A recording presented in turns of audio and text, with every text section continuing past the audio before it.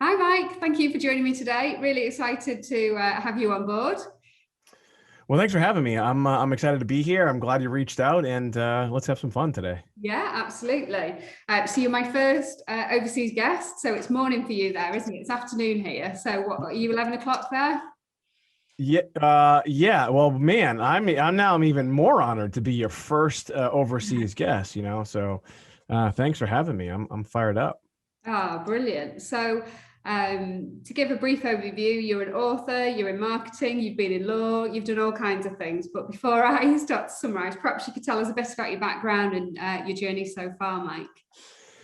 Yeah, it's funny, you say that stuff when I tell people, all the things that I've done. I think they might just think I'm just, making shit up sometimes. But yeah, so I'm like one of those stories that you hear a lot, I think about entrepreneurs. I grew up really tough, and there are a lot worse situations than mine, but I got grew up surrounded by crime, drugs, and violence. My mother's HIV positive, my stepfather died of AIDS, my father was addicted to coke, my stepmother just a couple of years ago just passed of an overdose. One of my other brothers died of an overdose. Another brother did time for distribution. Kid I grew up with in jail for life for murder. And I wasn't really the best kid either. When I was in elementary school, I used to stand in the separate line in elementary school, middle school, and high school because my lunch was subsidized by the state. And so, that sticks with you, and it stays with you. But at the same time, Damon John, his book, The Power of Broke, and I also think of the gift of poverty, because when you grow up that way, you really don't have a lot of options. You either got to make it work, you either become a criminal, or you try and figure it out. And so that was it was a beautiful thing, and I don't think I don't think I would want to grow up any other way. So that's kind of like how I grew up. I guess we can start there.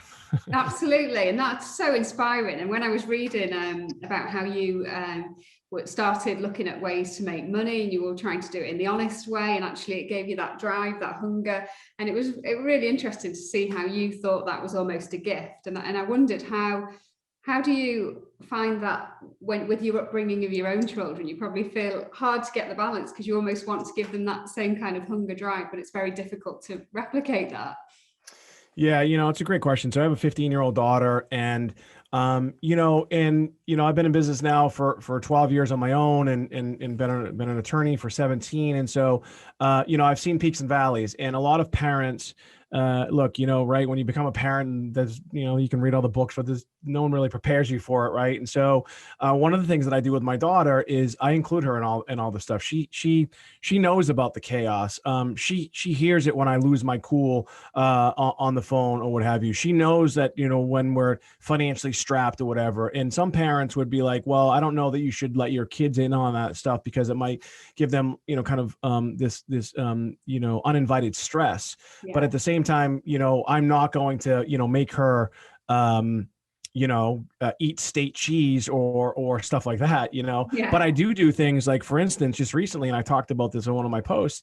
I still, to this day, you and I, before we went live, I bought my first bike, right, by collecting cans, in here in the States. I don't know if they do that in Australia, but you collect cans and you would get 5 cents or 10 cents when I was a kid.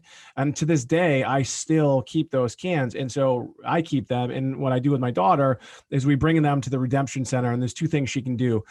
She can give them to a guy, and it's just a big bag, and he estimates what it's worth. Right. Or you could sit there and one by one, you can put them in. And she's done both, but I just want her to see that. And I give her the money, but I just want her to kind of see that stuff. So that gift of poverty, see, as a young, and when we're young, right, like we just don't know any better.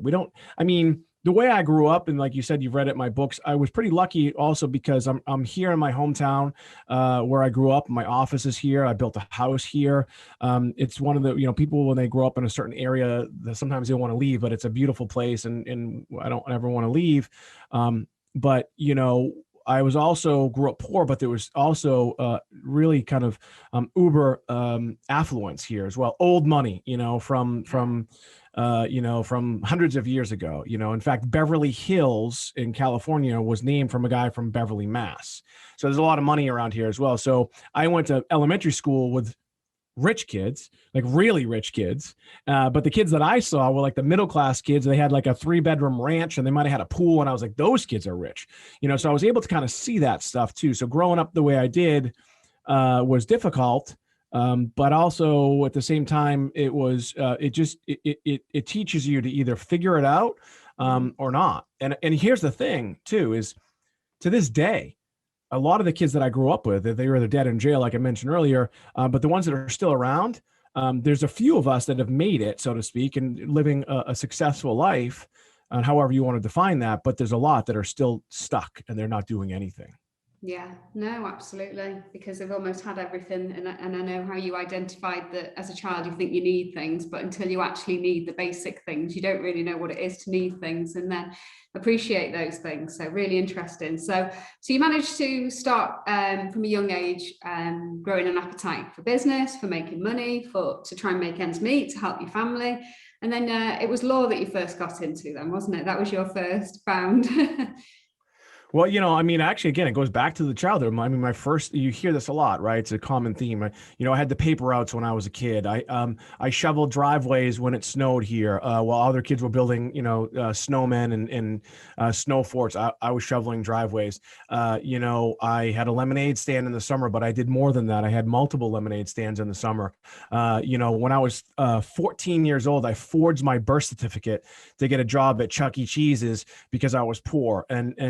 And so I did all those things because, I wanted to make money, and they taught me a lot of things. I talk about that in my first book, Ask More, Get More. But, the other thing, like you said, my first real thing was I had a business called Zeus Juice. They were freeze pops, with alcohol in them. And it was kind of a unique idea. No one had done it in the United States. I was the first one to do it. And we had a lot of fun, but I also ultimately declared bankruptcy as a result of it. And I was in law school when this happened. And so I had to make a decision. Do I continue to, do I finish my career in law school and become a lawyer, or do I go and raise money? I opted with finishing law school, which was ultimately the right decision.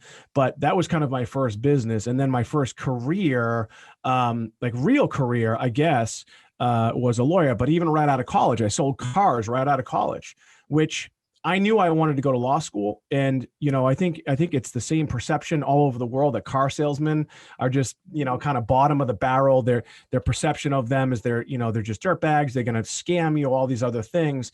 And I didn't want to do that, but I saw an ad in the paper. It was $425 a week plus commission. And I was like, cool.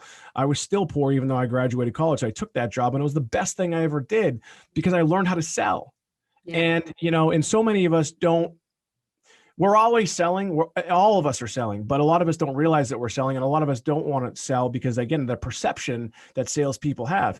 But you're selling your kids when you're trying to get them up in the morning. You're selling your spouse about why you want to go out to dinner or whatever. We're always selling, and so when I learned how to sell cars, I learned the basic principles of sales, and I was able to kind of take that, throughout my life. I went from there to I was a recruiter for a while I was in law school. And then ultimately I went to law school and then I became a lawyer. But my sales background is really what got me the job as a lawyer because it's a super competitive field, right? I went to a law school nights. So I worked and went to law school for 4 years. Most law schools, it's 3, right? Because I worked, it was an extra year. And so I didn't go to Harvard. I didn't go to BU. I didn't go to Yale. I went to Suffolk Law in Boston. It's a good school, but it's not Harvard, right? And so anybody who goes to Harvard pretty much guarantees they're going to make a couple $100,000 a year, like right out of law school. So I graduated from Suffolk Law, but really what got me the job was my ability to sell. Yeah. So. And that leads me on to your book. So this is how I first discovered you, if you like. I got your book, Ask More. And I think generally people tend to be afraid of asking. And I think sometimes if the answer's no, people just accept it's no, or I can't ask that. But I think this is where you kind of say, well, why not just ask the question? What's the worst that can happen? Somebody is going to say no, ask again. And I guess that's been part of your character trait and something that you live by as well, hasn't it? Yeah. It's a weird thing, because, the other books have come out since, and I'm not the first one to come up with the idea. Like all the success books that are out there, all of them, they're all they're rooted in some of the older texts from the beginning of time. Right. And it was just kind of my take on this stuff. And what we're taught at a very young age that asking a lot of times is improper, right? It's gluttonous. It's rude, don't ask for that stuff. Yeah. And so that's ingrained in our brains where we decide, well, man, we don't want to be rude. We don't want to be improper. We don't want to offend anybody. So therefore we don't ask. Mm-hmm. And, it is the most powerful thing that you can do in your life. And a lot of times too, it's not necessarily asking for the sale. It's not asking for, to make more money or any of that stuff. It's also asking for help. Mm-hmm. Like I ask for help all the time. To this day, I ask for help. Like, hey, do you think you could help me out with this? I think also as part of being good at sales as well, it's about asking questions, and it's not just about, here's my products, are you interested? This is my service. Actually asking questions. How are you? Engaging with a person and showing that you care, asking them questions equally, and listening is, I would say, an important part of being good at sales as well. Yeah, I mean, and that comes down to, again, some of the basics of, you and I connected over LinkedIn, right? And so there are so many people on LinkedIn. I get hammered constantly, right? They're trying to just sell me stuff. They instantly try to sell me stuff. Yeah. And sometimes I respond to them, I'm like, dude, hey, listen, before you try and sell me some of your shit, why don't we have a conversation? Let's build some rapport. So you're talking about building rapport. Like, hey, do you have a puppy? Tell me about your kids. What's your background like? Let's learn about each other. In fact, I'm writing a 7th book called Connection Capital. Yeah. And that talks about, truly building a connection with people. And that's one of the things that I've been great at, is being able to build a connection. In fact, I'm launching a whole platform called Connection Capital, where I show people how to connect with others worldwide. If you want to connect with some of the most influential people in the world, there are certain ways you can do it, but it's also very, very difficult. And most people have no idea what to do. And so, I've seen that one of the biggest challenges worldwide is not the wealth gap, right? It's not the credit gap, right? Because everybody can now fix their credit. It's the gap of access, especially for undercapitalized communities, especially for African-American, especially for women, the Hispanic communities. Their issue is the lack of access. And so being able to ask for that access, right, and showing people how to do that is I believe, is really going to bridge the gap and really take those people that are stuck in that low economic place and bring them to another level. So you've obviously come from a background, as you've described, not privileged, and it's given you a head start. You believe that that's been an advantage, something that you're grateful for, but you still valued the education and put yourself through that. On the flip side, you see a lot of people who go through education and don't make it. How important, what would you say the balance is between kind of education, but actually your character, your confidence? What would you say are the key skills to be successful in business? It's a great question because of where we're at in the world today, right? There's a lot of people out there that are talking about, the educational system worldwide is broken, right?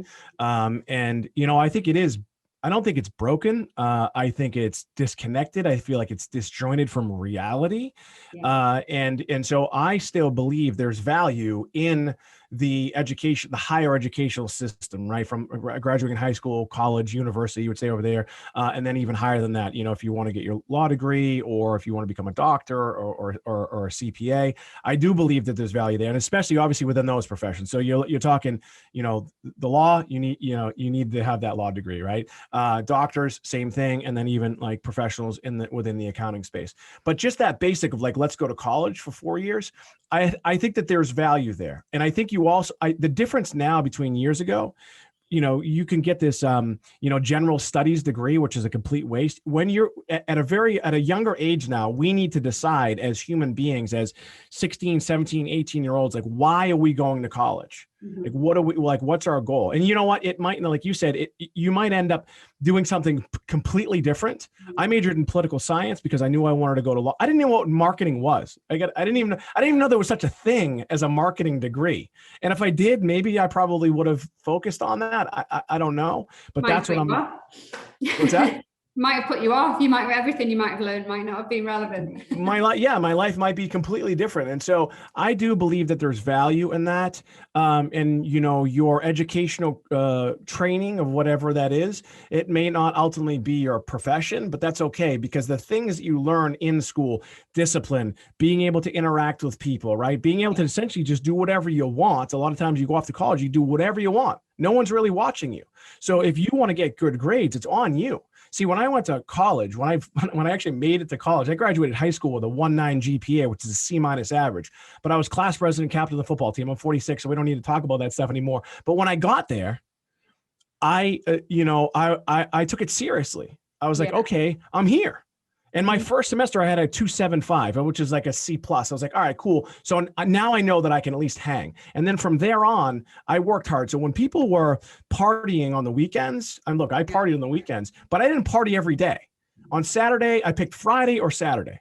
I'd party on Friday, probably Saturday. I would, probably be a little hungover or whatever. And then Sunday, I was in the library all day long because I had to. I wasn't naturally smarter than everybody else. Mm-hmm. So my point of it's a long-winded answer to kind of your question. I think that people should really think about what they want to do. And if they do know what they want to do, then I would go for that college education. All the other stuff that's available to us, we all know YouTube University and all that other stuff, it's still available to us. But most of us, we lack structure. We lack discipline. So all the information is there, right? If you want to get on YouTube and learn about whatever it is you want to learn, it's there. Yeah. In fact, there are universities here in the United States, Stanford, Harvard, Yale. They offer the same exact courses that you would pay like hundreds of thousands of dollars for free. People don't even know this. And so, but they also know that nobody's going to do it. So I think that, if you have an idea of what you want to do, I would definitely go to college. But try and figure out what you want to do so that when you get out, you have a plan.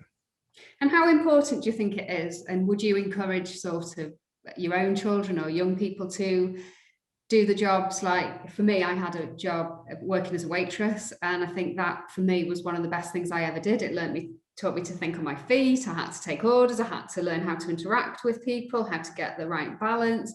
And I think for me, as I'm looking to employ people in our team, if people have had those jobs, bar skills, waitressing, that for me would stand out quite highly, because I think if you can survive in that environment, it's hard work, and it shows that your commitment, that you've not just gone straight for the job in marketing or something glamorous. You've proved that you can work before that.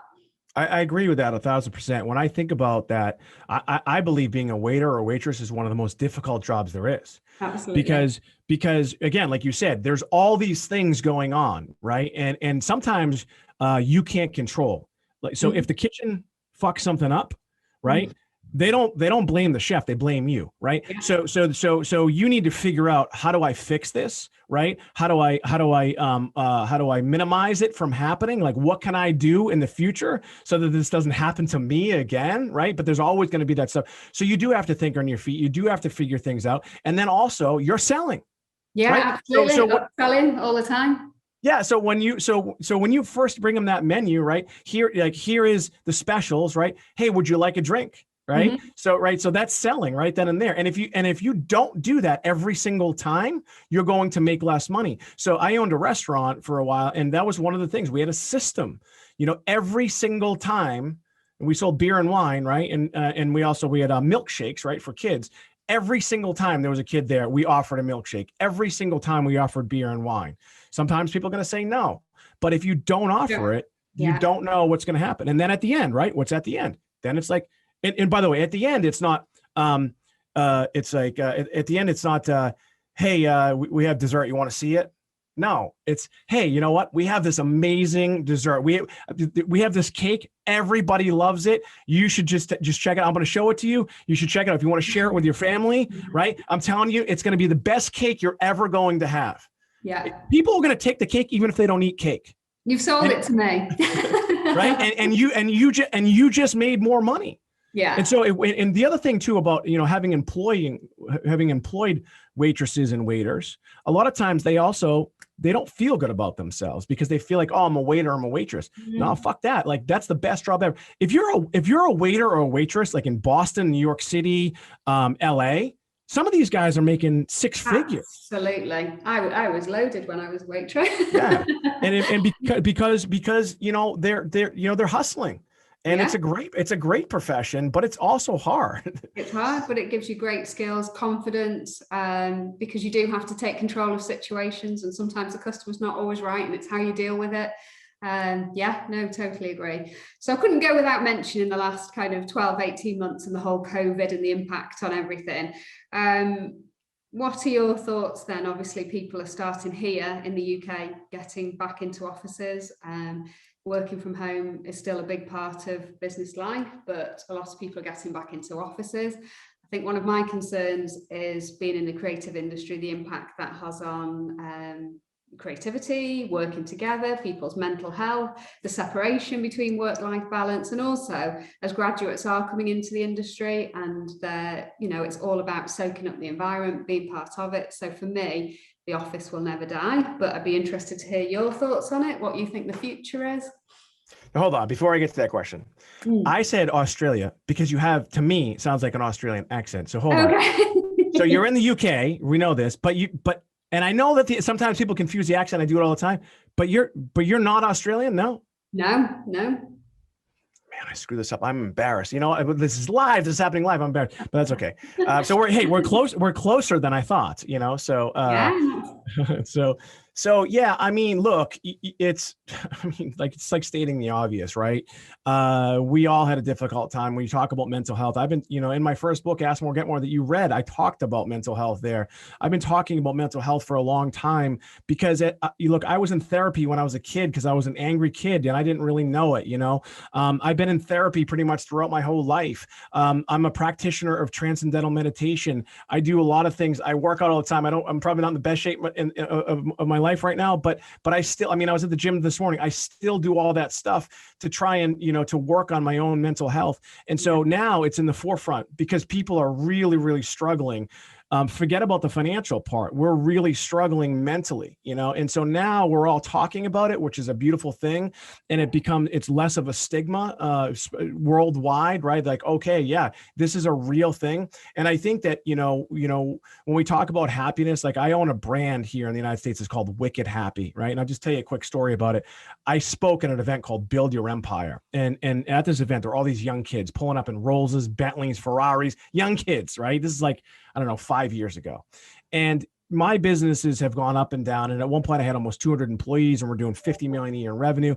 And I was at this event and I was just tired of my existing business. There's just all these problems with it. And I came back to my room and I just said, man, I just want to be wicked happy. We're from Boston. We say wicked, and my girlfriend said, she goes, I think that's a t-shirt because there were a lot of t-shirt guys there. And the guy that was working for me is also a lawyer. He says, I think that's a brand. And so when I think about happiness, right, we all talk about it and we all see the memes about it and we all see the uber successful people like, Dean Graziosi, who's been on my podcast. Now Grant Cardone's talking about it and all these other people are talking about happiness. But, I think if you really start to think about what makes you happy and try to find that earlier rather than later, I think your life is going to be a much better life. And so look, when I wake up in the morning, this is an absurd thing. I say this a lot. The way I grew up. Okay. So I built a house in a private neighborhood in the town that I grew up in. Okay. And when I wake up in the morning, above the fireplace, again, this sounds like so pompous, above the fireplace in my bedroom is an original painting from the artist Romero Brito. And it's of the word happy. Right. And I bought that painting. I don't even know what it costs. It's probably stupid money, but I bought that painting so that it's one of the first things that I look at in the morning to remind myself. And you know what? I'm not always happy. By the way, genetically, we're not designed to be happy. Just so everyone's clear, we're not designed to be happy. We're designed to survive, which is not a happiness thing. So, but we have to work at it. And so whatever it is you need to do personally, whatever your challenges are, I would spend as much time as you possibly can on working on your own personal happiness, not your spouse, not your kids, not your parents, not your friends, you first. Yeah. And I think that, sort of brings me back to, I think that is part of being together. People are designed to be together, communicate together. So what are your thoughts then on office versus home working? I mean, are you guys back in the office or? You know what's funny is so pre-COVID, so I have a lot of sales agents, and so pre-COVID, um, our phone system is it can be anywhere in the world. So we have people we actually have offices in the UK, in Canada, and we have some people that we work with in the Philippines that are actually our I won't call them employees, but they work directly for us. And so it's a beautiful thing, to have that technology. So I honestly don't care, be honest with you. I was worried about being able to, I guess, manage people and things like that. But look, I made a sale yesterday to a corporate client. I've never done that before on a Zoom call yesterday. It was weird. Like, I was like, whoa, like this is, we can do this. So with chaos comes opportunity, right? Absolutely. And so there are so many people that are capitalizing on this. So many people haven't. Look, when you think about the restaurant business, like my restaurant is no longer, but we went under before, or we closed it. We didn't go under, but we closed it before COVID. There's reasons why certain restaurants are survived and others didn't. And the biggest reason is because the ones that survived adapted. Yeah. High-end restaurants, they're types of restaurants that are like, 5-star rated, and they have Michelin chefs. I think that's the term, Michelin. I think that's what they're called, right? Yeah. Those ones would never do takeout. They would never do delivery. But guess what? The ones that did are still here. So it's about adapting. It's about surviving, and ultimately, again, like bring it full circle, happiness. Yeah, and I think it has brought opportunity. I think it's been great in some respects where you think you're traveling all over the country for meetings that don't go anywhere because you don't want to be rude. You don't want to say, let's do it over video, let's do it like this. Whereas now that's totally acceptable. So you can get to the point very quickly. If we're not right for you, you're not right for us. Let's make that decision. Let's not waste a day traveling on the road, etc., to discover that. So I think it makes us more efficient, plain and simple. Yeah. So some of my top guys, a lawyer that works for me, he lives like an hour away, and my CIO, same thing. He lives like an hour and a half away. So pre-COVID, I was like, guys, you don't need to be in the office. Yeah. You know what I mean? Like, so save yourself some money, save yourself some stress. And just by doing that, it's almost like you got a raise, because now you don't have to drive, right? And we're all already connected. And so, we're yearning for that personal touch. We're all yearning for to be able to reach out and give somebody a hug and all that other stuff, which is a beautiful thing. But like you said, there is new opportunities now, and it does allow people to connect worldwide. You and I now, who knows? Like, I know you read my book before this, but maybe this wouldn't have happened. Absolutely. Yeah. No, I think there's definitely opportunities from it. So what would be I feel like you've had more years in your life than most people with everything that you've managed to cram in. What would be your advice to budding entrepreneurs or people who are about to set up a business? What would be your takeaways? What would be through your experiences and what you've learned? Yeah, my grandfather, who's no longer with us, in the 50s, had a business where he sold light bulbs door to door, COD, cash on demand, right? And he had 5 call centers. I didn't know this, by the way, until years later, right? So he had 5 call centers. It was in the tri-state area, New York, New Jersey. And what's that? It's in your blood, then. The business. Yeah, well, I didn't realize that, right? But and he had a record store. He sold instruments. He had all this other stuff, right? And so we call that entrepreneurship, right? He was an entrepreneur. Back then, it was looked at as like, he's kind of like a dreamer. Maybe he's a bit of a shyster. He's taking too much risk, right? And so it was really looked down upon. Now, being an entrepreneur is the sexy word, right? Oh, I'm an entrepreneur. Everybody's a fucking entrepreneur. Everybody's a CEO. That's bullshit. You're not. Entrepreneurship isn't for everybody. But I think, now that everyone's using this term, this intrapreneur, right? So they're saying they're teaching their employees how to have an entrepreneurial spirit, right? I think that is important. And I think that to be able to have that and to think like, I tell people, look, I want you to think like and care like you own the business. Yeah. And Gary Vee says, no, that's never going to happen. No one's ever going to care as much as you. That's true. And he's like, don't even, and I love Gary Vee, by the way, but he's like, don't even try and teach people that. I disagree with that. I think if you can teach people how to be an entrepreneur, an intrapreneur, they call call them, I think your business is going to be more successful. So if you're starting a business and you want to start a business, I just need you to understand, no one says this stuff. They say, oh, go for it all. And look, it's hard. And we talk about mental health, and we talk about the struggle, and we talk about the grind and all this other stuff. You know, someone once said to me, my last overnight success took 10 years. I've been in business now for 12 years and I'm still struggling. And so, and I struggle every day. When we get off this podcast, I'm going to be getting on the phones. I have notes here for somebody that I'm going to call that I am going to personally sell. That's what it's like being an entrepreneur. You're going to get kicked. You're going to get made fun of. You're going to be dealing with obstacles that you've never dealt with before, but you need to figure it out if that's what you want to do. It's also a beautiful thing too. If you want to be an entrepreneur, if you want to do what you want, when you want, and you don't want to answer to anybody, then yeah, you might want to be an entrepreneur. But I'll say this to people as well. If you have a job that's paying your bills, that's feeding your family, you can do both. Everybody talks about the side hustle. You can do both. And then eventually, when your business can support your lifestyle and it's done it for about 6 months or so, then you can make the decision to ultimately jump. So if you're going to do it, I would say keep your day job, work on it, as you can, and then eventually you can jump and go all in. I believe in going all in when the timing is right. Yeah, I agree. And it's really interesting that you say that, because I think a lot of the perception is people did make it overnight. They've had this amazing idea. And a lot of the success stories you do see, you think, oh, I could have come up with that. I could have had that idea. How have they made it and I've not? And actually, behind every success story, there's thousands of businesses that haven't made it, that haven't got to that point. And it certainly is up and down and continues to be so. But I think once you've had your own business, once you've worked for yourself, it's very difficult to then go back to working for somebody else. You almost become unemployable by anybody else. Yeah, I mean, absolutely. It's funny, so I'm a lawyer and I keep my license active.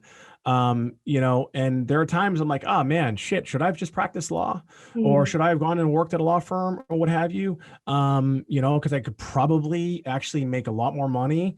I don't know if I make a lot more money, but I could probably make pretty consistent money. So that's the thing too about entrepreneurship, right? Is, look, there are years when I've made millions. There's also years when I've lost millions. And when you fucking lose millions, when you talk about mental health, it's the worst feeling in the world. You read my book, Ask More, Get More. Like, I'll just tell the story because I haven't told it in a while. I used to, I would wake up at 4:30 in the morning Eastern Standard Time and check my bank account on my iPhone in my basement, because I was sleeping on the couch in the basement with my dog because my marriage was essentially over. And I would check my checking account every morning to make sure that the money was there, because it was transferring in from another bank in California, because I had a guy financing our business, right? And there was one morning where I woke up and the bank account was negative $143,000. Like, that's the number. Like, I'll never forget seeing that. And it was a payroll week and I didn't have the money. And I had almost 200 employees. And so I'm still here. That was, 11 years ago. And it was the worst thing you could imagine. But I've been through even kind of worse stuff than that since then. Yeah. And it's like, wait, what could be worse than that? Oh, well, I don't know. Having your bank accounts frozen and having someone embezzle money from you, like, shit just happens. And so as an entrepreneur, as the CEO of You Enterprises, which I talk about in Ask More, Get More, I haven't looked at that book in a while, but I remember because I wrote it.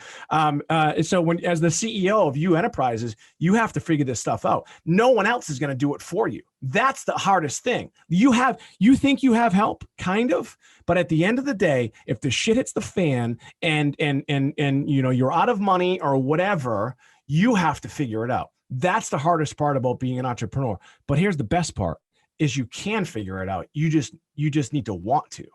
Yeah. Yeah. And I think, like you said, don't be afraid to ask for help and get people on board. They might not necessarily be in your business. It might be an external person, somebody who's been through a similar journey, but ask for help. I think sometimes you can be too close to it yourself, can't you? And somebody externally can look at it and sort of say, you're focusing too close. We need to look at a higher level here and see where you're going and how we can get you out of this and on the right track, really. And that's where mentors come in too, right? Yeah. It's like I've had, when I became a lawyer, right? So they have like a buddy system here in Mass, right? You can call up the bar association and ask for like a buddy or whatever. But I did that, and they didn't seem like they really wanted to be my buddy. So, so when I was practicing, I got really lucky. I was working in-house at a firm, at a company, and they had outside counsel. And I called the guy up. I didn't know him from a hole in the wall. I said, look, my name's Mike. I'm in-house counsel for this company now. And I have no idea what I'm doing. So I now need you to be my buddy and help me and show me the way. And he was a little taken back. He went to Harvard. He's a partner at this big firm. And he was like, okay, and he did. And now, by the way, we're like really great friends. And I've had mentors throughout the years that have told me the things that I don't want to hear. Like behind me, above my head, there's a painting from an artist. His name is Blake Emery. And I did the crazy thing that entrepreneurs do. I backed an artist, and I was like, I'm going to make him famous because I love his art and the whole thing.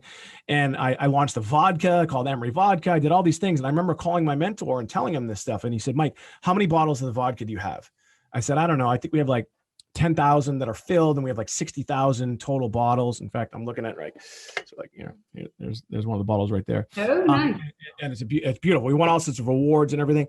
And he said, you have 10,000 filled? And I said, yeah. He goes, could you sell them? I go, well, that's the plan. We're going to sell. He goes, can you sell them all like right now? And I'm like, probably not. He goes, find a way to just sell them all and get out. The art, get out. He's like, it's too speculative. You're going to get killed. And I was like, man, dude, like what? Like I'm an entrepreneur. Like we're going to figure this thing out. We're going to crush it. This vodka is going to be the fucking biggest thing ever. And he was right. I ended up throwing away probably 30,000 of these bottles. They weren't filled because I couldn't pay for the storage fees anymore. Yeah. And the artist thing, it was fun. And I got him in Art Basel, which is the biggest art show in the world. And we did some kind of cool things, and we sold art and we did some stuff, but ultimately it just didn't work. So having a mentor that's willing to tell you the things you don't want to hear it's worth gold, man. Absolutely. And I think sometimes naturally, if that's your instinct that's in you to be an entrepreneur, it's hard to almost sometimes keep yourself on the plan with one thing, because you're always looking at different ideas. And I think sometimes you need that external person to say, let's not lose track of what's working here, and trying to do too many things. I think you can go off in too many directions sometimes, can't you? And you've only got so much resource that you can put into shiny object syndrome, we call that, right? Yeah. And I've been infected with it, and I don't know that I'm ever going to be cured from it. And so, it's like, hey, it's funny. Like I told you, like, I'm a practitioner of transcendental meditation, and I think I talk about that in Ask More. I don't know if I talk about it in Ask More or 5% More, but it changed my life, right? It's a great thing. And, I would suggest it for anybody. You can go to tm.org. I have nothing to do with it, but it's an amazing way to meditate. But one of the things that they teach you, they say, look, you're going to meditate. You do it 20 minutes twice a day. And it's a beautiful thing. It's like, once you start getting into it, it's hard to just not want to do it. But one of the things they teach you in the class is like, you're going to have these ideas and you're going to have all these thoughts. And when you're done, don't act on them. Just sleep on it. Write them down, think about it, because it's probably not the best idea. It might be, but let's slow it down a little bit. And it happens to me all the time. I'll be like, oh my God, like I just had the best idea ever. And like, here we go. And then, I'm telling you, like I've acted on it too many times. But yes, yeah, absolutely. Shiny objects. I always find that good salespeople are quite easy to be sold to. Do you buy a lot of stuff as well? Are you I'm the worst. Yeah. I'm the worst. Yeah. Like when I sold cars, and one of the managers kind of taught us that, it's like, we're the easiest people to be sold. Absolutely. It works both ways. And sometimes we're the worst negotiators too, because because we know what it's like to be a salesperson. In fact, my mother-in-law just got a car, and it was a referral of a friend of mine who still sold cars, and we went to the dealership, and then it turns out, well, I knew this anyway, but my neighbor who lives across the street from me, he's the general sales manager of all of the dealerships. It's a publicly traded car dealership. They're massive, right? And he's the head, my neighbor, the guy who lives across the street. I didn't drop his name. I didn't do anything. And I just subtly mentioned it at the end. And she goes, wait, John's your neighbor? And I go, yeah, he lives right across the street. I know his kids, whatever his kids get. She's like, oh, okay. Well, I'm going to make sure we look at the numbers again. So in my head, I was like, was she fucking me? Was she screwing me? I already had a referral, but I just assumed that that they were going to take care of me. At the same time, I also know that they need to make money. So I was like, all right, they're going to take care of me. Maybe they make a couple grand on the car. Maybe they make a grand, whatever. I get it. People need to make money. But sometimes, again, as salespeople, we just, whatever, we just move forward. I tell you, I took a class, by man, what was his name? I forget his name. I forget what it was. It was a training course. It was a long time ago. But one of the things that they taught at the end of the course, which was, they said the next thing you buy, I don't care what it is. I don't care if you're going to buy toilet paper, you have to negotiate it, right? Mm-hmm. And so we went out to dinner, and I was a lawyer at the time, and to like Morton's. I don't know if they have Morton's over there. I'm guessing they do. Yeah, it's a high-end steakhouse, right? And the dinner was like $5,000 or something insane like that. And so the owner of the company, my boss, wasn't really. He was kind of more of an introvert. He's definitely not the type of. He's not a sales guy. He was a partner in this whole deal, so he was more the money guy. And so we said, "Hey, look, man. You got to negotiate the bill at a high-end steakhouse." And he was so embarrassed. You got the mail. Got the bill. And you as a waitress, you'd be like, what? And so he did. They basically told him to pound sand, but at least he asked. The next thing I bought, no joke, was actually a toilet roll dispenser at a discount store called Marshall's. I don't know if they have them over there, called Marshall's. You buy it's like a housewares. They have clothes there, housewares, and it was $12. Okay, this is I want people to listen to this story, because actually in other countries, not the UK, but more of like in the Caribbean and South America, they just negotiate. And actually in the Middle East, they negotiate like crazy. India as well. And so I bought this. It was $12. And I said, actually, I paid $12 for it. It was $16. And I got to the register. And I said, is there anything else you can do for me? Right. I talk about that and ask more, get more. Is there, maybe you can work on the price for me? Now, there's just a clerk who's getting paid minimum wage. She looks at me like I have 50 heads. Yeah. And my wife at the time, she looks at me like I'm insane. She's like, what are you doing? And so I said, well, this is Chesta Carras, by the way, is the name of the course, Carras. So that was what I had to do. It was like a part of like the homework, Manager comes over and he's staring at me like I'm crazy. Well, sure enough, they had a code where they could just scan it, and they gave me a discount, and I ended up paying $12 for it. That's how people get rich. Plain and simple. That's how people get rich. Because I believe in, I think, yes, it's good to be confident and negotiate when needed. But generally in business, I would, if we're on the side where we're the client and we're looking for somebody to partner with as like a supplier, we would obviously look at different quotes, but we'd always be looking at the value rather than just the cost. And I think when we found somebody that we want to work with, I really do try not to be a negotiator, because I always think they are making money. They're a business. They're there to make money. If I screw them down on price and try and negotiate, am I going to be their favorite client? Am I going to get as good service? Or next time they come to quote to me, are they going to just add on 10% because they know that I'm going to knock them down? And equally, we very much, if we quoted for something, we quote fairly. And if a client says, is there anything you can do on the price? We tend to say no, because I think you just open up a whole kind of devalue of your services. But what if they said yes, though, right? So if they said yes, you just save some money, right? And so there's nothing wrong with that. And again, in a lot of other countries, it's just a part of their culture. Totally, yeah. And I think, and there's nothing wrong. There's nothing. I get what you're saying. Like it makes total sense. And again, I'm just being honest. A lot of times I don't negotiate stuff. Yeah. For that exact reason. Like, all right, cool. The price makes sense. I just negotiated something, and it was, how do I describe it? The price was already super low. It totally worked for us. We're like super excited to get it at this discounted price, but they, when they quoted us the discounted price, they then said it was a little bit higher after. And so I said, well, wait a minute. You said that it was this price. Both prices already worked for us. Yeah. And she was like, yeah, but that's not good. Yeah. And so I said, well, hold on. This is kind of our expectations. And then I said, because we don't want it to be a zero-sum game. We do want it to have a mutually beneficial thing. So I said, look, on this first deal, because hopefully we're going to do a bunch more, let's do it at that price that I thought it was going to be. And then if you're telling me if it was a mistake or whatever, okay, cool. The next one, because there'll be a next one, then we'll do that other price. Yeah, absolutely. And that makes sense. Brilliant. Well, no, thank you very. It's been absolutely fascinating speaking to you. I feel like we've covered absolutely loads. And so what's the rest of the day then for you? Back to it. Back in. Are you in the office today? Yeah. So this is our. So I'm in my studio. So behind me is an actual television studio.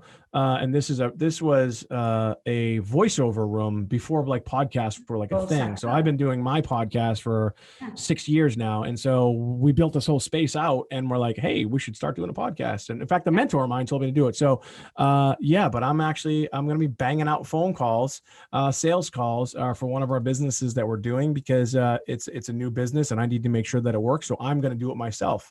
And that's a part of like, being an entrepreneur too. Also, my last book, Blueprint to Business, it's about doing the things that most people won't. That's what makes people successful. So that's what I'll be doing as soon as we're done. Negotiate yourself some good deals. I will, absolutely. But absolutely pleasure to be joined by you. And thanks so much. It's been fascinating, enlightening, and very inspirational. Thank you, Mike, for joining me. Thanks for having me.